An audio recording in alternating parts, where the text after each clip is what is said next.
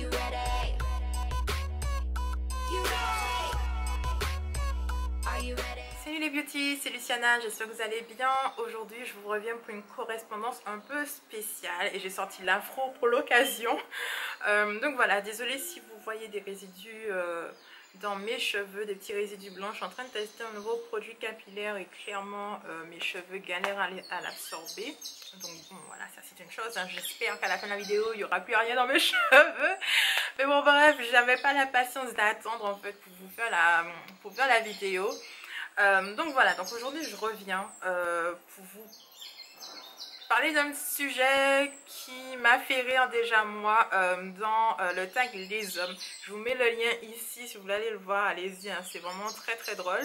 Et on m'a fait un petit retour dessus, c'est sur la question du mec qui te dit qu'il n'aime pas tes cheveux, il n'aime pas ta nouvelle coupe de cheveux, en fait ta coupe de cheveux en général.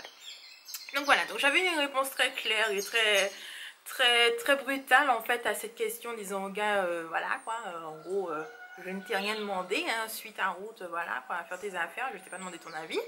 Donc voilà, ça a fait beaucoup de personnes, donc ça me fait plaisir déjà hein, que ce tag vous ait plu et qui vous a fait rire, qui vous ait fait rire tout du moins.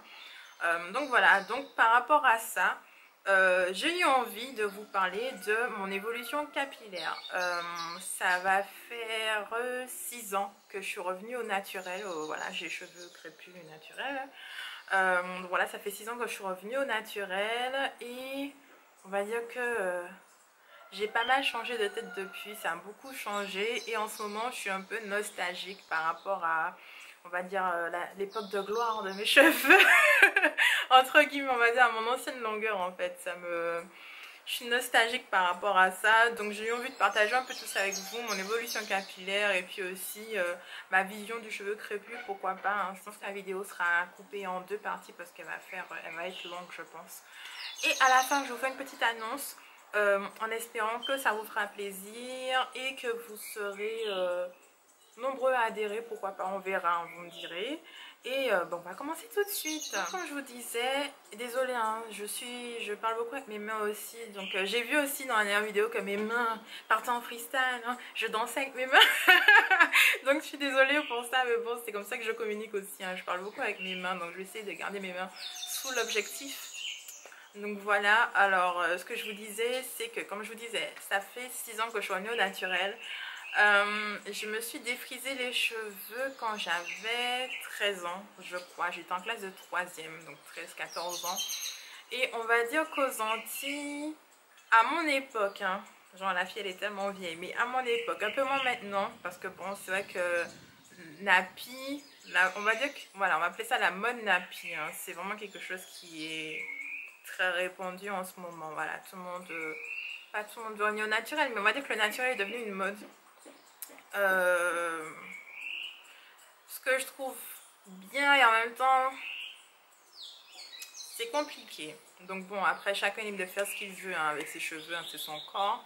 Mais voilà, de la façon dont j'ai vécu en fait mon retour au naturel, la façon dont j'ai vu que ça explosait en mode et que tout le monde est revenu au naturel et que c'est vrai que les marques aussi ont surfé dessus en sortant des produits plus ou moins adaptés pour les cheveux afro, naturels ou pas. Bon, je trouve ça un peu dommage parce que c'est vrai que les cheveux qui sont vraiment adaptés à, enfin des produits pardon qui sont vraiment adaptés à nos cheveux, il n'y en a pas vraiment. Donc c'est devenu très commercial. Donc voilà. Je trouve que c'est culturel déjà à la base et que cette culture soit transformée en comment dire, argument de vente. Je trouve ça dommage. Mais bon, ça c'est mon avis personnel. Vous me direz si vous êtes d'accord ou pas en commentaire. Mais bon, ça, voilà, c'est ce que je disais. On sort du contexte. Mais voilà, je me suis défrisé les cheveux à 13 ans. J'avoue que c'est moi qui ai un peu, pas forcé la main à ma mère, mais j'ai pas mal insisté quand même parce que je voyais que toutes mes petites copines, elles avaient déjà les cheveux défrisés. Et c'est vrai que à l'époque, se défriser les cheveux, c'était un peu une sorte de rite de passage, je vais appeler ça comme ça, de l'enfance à l'âge adulte. Tu te défrises les cheveux, tu deviens une femme. En gros, c'est ça, tu deviens adulte. Tu te défrises les cheveux, donc voilà, j'ai voulu défriser mes cheveux avant d'entrer au lycée, ce que ma mère m'a permis de faire, donc j'ai défrisé mes cheveux, j'étais toute contente à l'époque, hein, j'avais les cheveux lisses un peu plus longs, voilà, parce que bon, tes cheveux sont raides, donc t'as pas ce point de scrunchage, bon voilà, l'anglais, moi vous savez, hein, qui te donne l'impression que tes cheveux sont beaucoup plus courts. Donc j'étais plutôt contente et j'ai fait toute mon adolescence avec les cheveux défrisés. Jusqu'à mon arrivée en France en 2009. Donc j'ai atterri à Toulouse. Alors là c'était vraiment génial. Donc j'ai fait un an à Toulouse et mes cheveux ça a été difficile parce qu'avec le froid, changement de température, mon mode de vie, le stress aussi de quitter la famille, d'arriver dans un environnement que je connaissais pas forcément. J'étais heureuse d'être à Toulouse, hein, mais voilà, ça fait beaucoup de changements et mes cheveux ont commencé à s'abîmer, donc j'ai perdu pas mal de longueur. On va dire qu'avant de partir, mes cheveux arrivaient là, arrivés à Toulouse, ils arrivaient là. Donc je peux vous dire que j'étais quand même sacrément embêtée. Donc voilà, donc j'ai commencé à chercher un peu des petites solutions pour pouvoir prendre soin de mes cheveux et éviter qu'ils s'abîment comme ça. Et c'est à cette époque aussi que les youtubeuses francophones ont commencé à émerger et qu'il y a eu un peu plus de filles qui ont commencé à parler de routine capillaire, comment prendre soin de ses cheveux. Davantage des cheveux défrisés ou assouplis, donc plus des cheveux, des filles qui parlaient de leurs cheveux qui avaient subi des transformations chimiques, donc comme les miens en fait à l'époque. Je pense à Lily Love 972, Aurélie, c'est vraiment la première youtubeuse francophone que j'ai suivie pour ses conseils en fait en termes de routine capillaire. Donc elle poursuit aujourd'hui sa chaîne, elle est passée elle aussi au naturel. Et grâce aux filles comme Aurélie, en fait, j'ai appris à prendre soin de mes cheveux et à maintenir mes longueurs malgré l'hiver et voilà les différentes problématiques que je pouvais avoir avec mes cheveux. Donc là je raconte ma vie, hein, c'est pas grave. Je vous dis la vidéo va être longue, c'est pas grave. Et toujours durant cette année où j'ai vécu à Toulouse, j'ai une amie, je dirais pas son nom parce que bon voilà, j'ai pas demandé l'autorisation de parler d'elle tout simplement. Donc bon, si elle passe pas là, salut ma chérie. Donc j'ai une amie qui est venue me rendre visite à la maison et j'ai découvert avec surprise qu'elle avait les cheveux naturels. Elle a les cheveux défrisés comme moi, elle était passée au naturel et ses cheveux étaient juste magnifiques, mais magnifiques. Et j'ai regardé ma admiration avec amour limite, hein. Franchement j'étais vraiment... Je redécouvrais le cheveu naturel en fait et je trouvais ça juste génial. Et en fait elle m'a, comme elle entrait aussi dans sa période de construction, de routine capillaire spécifique aux cheveux naturels, elle m'a montré un peu les blogs qu'elle regardait, les vidéos qu'elle regardait, les filles qu'elle suivait qui parlaient de leur routine et je me suis dit mais waouh, c'est juste magnifique. Tu as des filles qui ont les cheveux naturels, qui arrivent à en prendre soin et leurs cheveux sont juste magnifiques.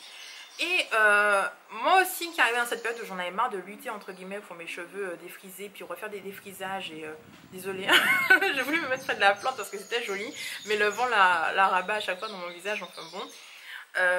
Donc je me suis dit pourquoi ne pas passer aux cheveux naturels. Donc je me suis posé pas mal de questions sur mon retour au naturel, sur comment j'allais faire ma transition parce que j'avais clairement pas envie de me raser le crâne pour pouvoir laisser mes cheveux pousser en fait. Donc je me suis dit je vais faire une transition progressive, ce que j'ai fait donc pendant une année je pense, ouais une année.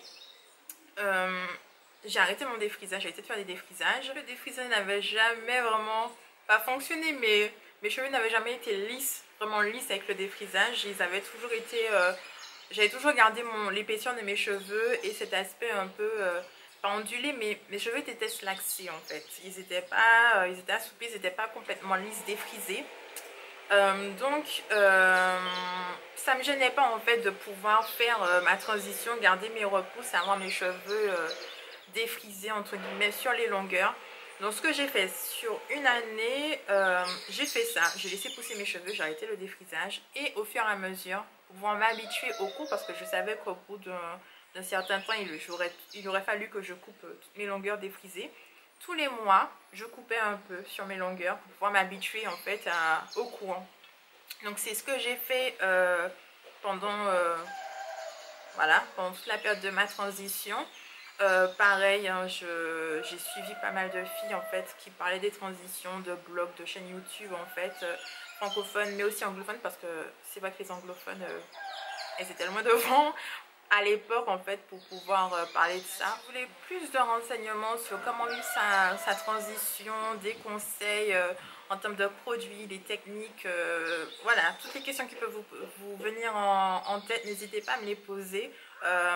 J'ai pas forcément le temps de développer ici avec vous, mais voilà, si vous avez des questions, n'hésitez pas, hein, ce sera toujours avec plaisir. Après Toulouse, je suis montée à Paris et c'est là que j'ai tout coupé. J'en ai eu ras-le-bol en fait, hein, de cette étape de transition. Je voulais mes cheveux, je voulais profiter de mes cheveux naturels, donc j'ai tout coupé.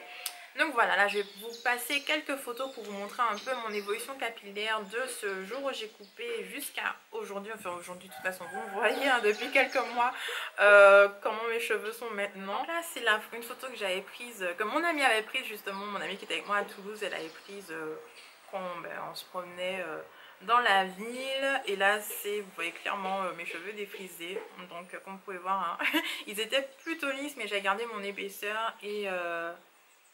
à l'époque ça me convenait, mais je vous avoue que quand je regarde là et tout, je ne supporte plus de me voir avec les cheveux lisses, tout du moins défrisés comme ça. Je me lissais les cheveux aujourd'hui, ça me gênera pas forcément, même si je les préfère en fait ondulés, mais vraiment là je ne peux plus en fait me voir comme ça, j'aime pas. En novembre 2010, j'ai fait mon big shop, donc j'ai tout coupé, j'ai coupé toutes les pointes défrisées. Donc voilà la photo et pour pouvoir un peu mieux gérer en fait cet afro, donc je n'avais pas l'habitude du tout, j'avais fait des tresses plaquées devant, donc j'avais fait un petit afro tiré vite fait et j'ai eu la surprise de découvrir mes cheveux ondulés, donc j'étais contente. J'étais plutôt contente. Après c'est vrai que j'ai fait mon big shop au début de l'hiver et je vous avoue que j'ai galéré après pour la suite pour pouvoir prendre soin de mes cheveux parce qu'ils devenaient secs, mais secs de ouf. Donc vraiment si j'ai un conseil pour les filles qui veulent faire leur transition, si vous pouvez attendre la période du printemps-été pour faire votre big shop, je vous conseille vraiment ça, ce sera peut-être plus facile pour vous. D'apprendre à prendre soin de vos cheveux, d'apprendre à connaître en fait vos cheveux, les produits qu'ils apprécient, parce que c'est vrai que chaque cheveu, en fait, c'est vrai que souvent on me demande qu'est-ce que j'utilise comme produit pour mes cheveux. Donc je conseille, il n'y a pas de souci, je conseille. Mais c'est vrai, je le répète tout le temps à mes soeurs aussi et à ma mère, nos cheveux réagissent différemment d'un produit à un autre en fait. Donc c'est quand on redémarre à zéro entre guillemets et que on passe au naturel, c'est toute une éducation en fait qu'il faut refaire, en fait, réapprendre à prendre soin de nos cheveux, à les démêler, à les coiffer, à faire ses shampoings et aussi à savoir quel type de produit nos cheveux apprécient ou pas. Je sais que moi mes cheveux détestent l'huile d'olive, donc tous les produits à base d'huile d'olive, je les utilise pas en fait parce que je sais que mes cheveux deviendront secs.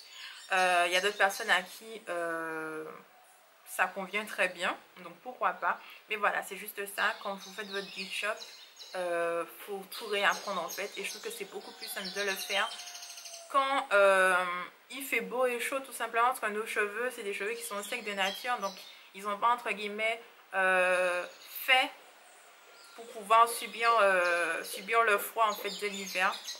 Donc déjà le froid les agresse. Donc quand vous essayez d'apprendre à connaître vos cheveux et à en prendre soin et qu'en plus vous avez des contraintes climatiques derrière, c'est compliqué. Donc vraiment, si je peux vous donner un conseil, c'est d'attendre la période des beaux jours pour pouvoir faire votre big shop et réapprendre à prendre soin de vos cheveux. Ce que je voulais dire aussi, c'est que cette vidéo elle est adaptée aussi bien aux filles qu'aux garçons, parce que bon, les garçons avec les cheveux longs, il y en a plein maintenant. Donc voilà, hein, si vous êtes un mec et que vous connaissez un mec à qui cette vidéo pourrait convenir, n'hésitez pas à lui envoyer le lien. Donc voilà, c'était le petit intermède. Mais entre novembre 2010 et avril 2011, mes cheveux ont quand même pas mal poussé, comme vous pouvez voir là. J'avais toujours continué à apprendre en suivant des blogueuses, des youtubeuses, à tester des produits, retester. Franchement, je m'étais imposé une routine capillaire super stricte. J'étais devenue limite obsessionnelle en fait. J'étais devenue paranoïaque. J'avais toute la panoplie de la nappy, quoi. Le foulard en satin, le peigne, la tangle teaser. Enfin, j'avais tout essayé.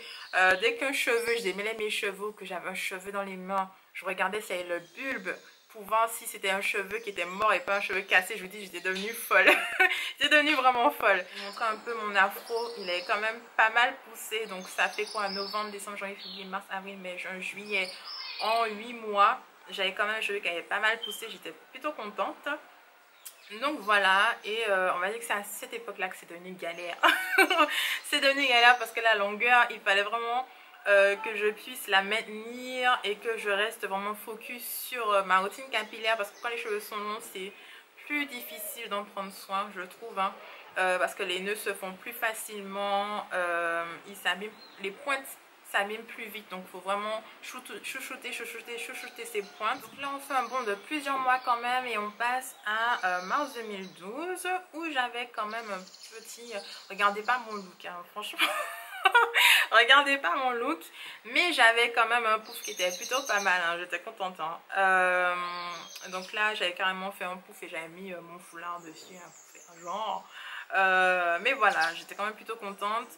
Donc là ça avait fait un an, un peu moins d'un an et demi que j'étais repassée au naturel, donc les cheveux avaient pas mal poussé déjà à cette époque. Septembre 2012, non, en août 2012, pardon, j'étais rentrée en Martinique. Voilà, j'étais toujours aussi satisfaite de mes cheveux, j'avais bien poussé.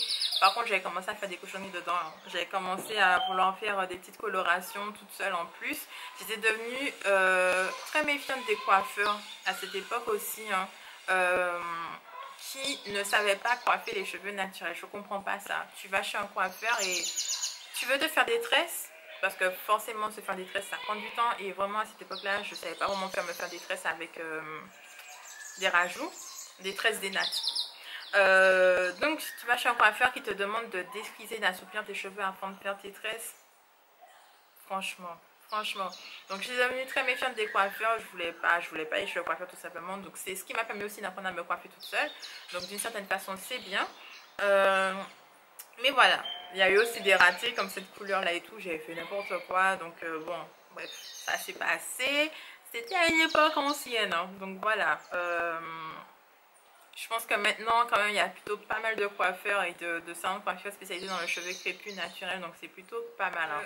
En janvier 2013, donc là, on sent encore des mois. Vraiment désolée, mais j'ai pas retrouvé toutes mes photos entre les déménagements, les changements de PC et tout ça. Enfin, voilà, il y a des photos qui se sont perdues. Mais j'ai retrouvé une photo de neck check. Bref, j'avais mesuré la longueur de mes cheveux. Voilà, que j'avais fait en janvier. 2013, donc voilà, j'avais les cheveux qui avaient quand même pas mal poussé, j'arrivais là, donc j'avais retrouvé entre guillemets la longueur que j'avais avant mon départ en France avec mes cheveux naturels, donc j'étais vraiment contente. Je vous montre une photo de moi et de ma chérie Diana, dont je vous ai déjà parlé dans une vidéo. Donc on avait eu notre diplôme et on était parti fêter ça, enfin voilà. Je trouve que mes cheveux ils ont pas mal stagné à cette époque là. J'en prenais moins soin. Clairement pendant l'année 2012-2013 j'ai pas très bien pris soin de mes cheveux vu que c'est l'année où je passais mon diplôme. Donc j'étais focus sur le diplôme et tout ce qui est soins et tout ça, j'ai un peu laissé ça tomber. Après le diplôme j'ai repris mes soins normalement. Et en décembre 2013 j'ai refait un neck check. Donc j'ai remesuré de nouveau mes cheveux et ça donnait ça. Et là, j'étais aux anges. Mais vraiment aux anges. Et je vous jure, je vois ça maintenant. Je suis en dépression. Parce que je me dis, Luciana, t'as déconné quand même hein, quand t'as décidé de couper tes cheveux. Les cheveux, justement, par rapport à cette année où j'en avais moins pris soin, c'était abîmé. Ils étaient plus ternes. Les pointes étaient abîmées. Je les coupais. Mais en fait, j'en avais marre. C'était... J'avais envie d'un renouveau en fait, de recouper mes cheveux, changer de tête aussi et puis repartir à zéro et reprendre soin de mes cheveux correctement. Donc voilà, et en novembre 2000, toujours en novembre, hein, je sais pas pourquoi, ça fait de mon anniversaire, c'est les grands changements. Donc voilà, en novembre 2014, j'ai eu envie de refaire un big shop et j'ai coupé mes cheveux. Donc voilà la coupe. Donc j'ai coupé mes cheveux et en même temps j'ai voulu me faire une petite couleur blonde. Donc c'est ce que j'ai fait. Donc voilà, et j'étais vachement contente de ma coupe, je vous avoue, hein, franchement. En 2014, je vais descendre aux Antilles pour un mariage et mes cheveux avaient repoussé et j'avais perdu un peu la forme de ma coupe. Et là j'étais aigrie, j'étais aérée parce que je me dis mais c'est pas possible. J'ai fait une jolie coupe, j'étais super contente de ma coupe. Et j'ai pas pu en profiter, donc je suis repartie chez mon coiffeur avant de prendre l'avion. Et j'ai dit mais non mais Cédric, c'est pas possible. Il faut que tu me recoupes les cheveux, il faut que tu me refasses ma coupe, ça ressemble plus à rien. Et tout, ça a trop poussé sur les côtés, je veux que tu me refasses ma coupe, refais. J'ai pas pu profiter de ma coupe. Donc j'étais en furie. Donc j'ai été refaire ma coupe. Cédric m'a recoupé les cheveux. Et il m'a fait ça. Il m'a coupé les cheveux plus courts qu'avant. Et je vais vous dire que quand je me suis vue dans le miroir, j'ai décédé sur place. Je dis mais t'as pété un câble là, j'ai plus de cheveux. J'ai plus de cheveux. Et je vous jure, hein, la dernière fois que j'avais les cheveux aussi courts, c'était le jour de ma naissance, je pense. Mais là, je vous dis, j'ai décédé sur place. J'ai dit mais c'est pas possible, Cédric. Et il m'a dit mais non, mais attends, là tu pourras profiter de ta coupe. Genre, tu pourras profiter de ta coupe. Mais bon, hein, j'étais contente quand même de ma coupe. Voilà, donc ça c'était en décembre 2014. Mine de rien, Cédric c'est un super coiffeur. Donc il s'appelle Cédric et c'est le coiffeur de Mix Beauty à Créteil-Soleil. Donc vraiment, si vous voulez aller voir, hein, n'hésitez pas, hein, vous pouvez lui confier vos cheveux, naturels ou pas. Mais je pense qu'il coiffe plus ses cheveux naturels. Et vraiment très bon coiffeur. Décembre 2014 à avril 2015, j'ai pas pu retrouver de photos, je sais pas ce que j'en ai fait, si j'en ai prise ou pas. J'ai retrouvé cette photo là quand j'étais voir Loulou, quand j'ai choisi ma petite Loulou. Donc voilà, les cheveux avaient quand même pas mal poussé, mais mine de rien j'ai l'impression que mes cheveux poussent moins vite que la première fois. Donc ça me fout les boules quoi, je suis pas contente. Mais bon, j'ai retrouvé une photo de moi que j'avais prise en août 2015 quand je suis rentrée en Martinique. Donc il s'est quand même pas mal poussé par rapport à la première fois. En fait quand je regarde les photos de moi quand j'avais les cheveux très courts en décembre 2014 et je regarde les photos en août 2015, je me dis quand même ça a pas mal poussé quand même. Donc aujourd'hui vous me voyez avec mon afro qui a déjà rétréci. Mais bon voilà. C'était mon évolution capillaire. Donc si vous avez des questions, vous voulez échanger avec moi dessus et puis sur voilà, hein, tout ce petit parcours, ce petit voyage qui est le retour naturel, parce que c'est vrai que c'est quelque chose quand même, hein, c'est s'adapter à une nouvelle texture de cheveux, une nouvelle façon de se coiffer, comme je disais au début, donc n'hésitez pas. Et la petite annonce que je voulais vous faire, et que voilà, hein, j'espère que vous serez nombreux à y participer avec moi, c'est que je lance à partir de lundi prochain, donc la semaine prochaine, le 7 mars. J'aimerais lancer un challenge capillaire spécial pousse de cheveux. Donc l'objectif, mesdames et messieurs, parce que ça s'adresse à vous aussi messieurs, c'est qu'on gagne 5 cm de longueur en 3 mois. C'est quelque chose que je pense qu'on peut faire. Après je le développerai dans une prochaine vidéo parce que je pense que celle-là elle dure déjà suffisamment longtemps. Donc je vous dis à tout de suite. You see me do me da da da da da da. Some of that I want.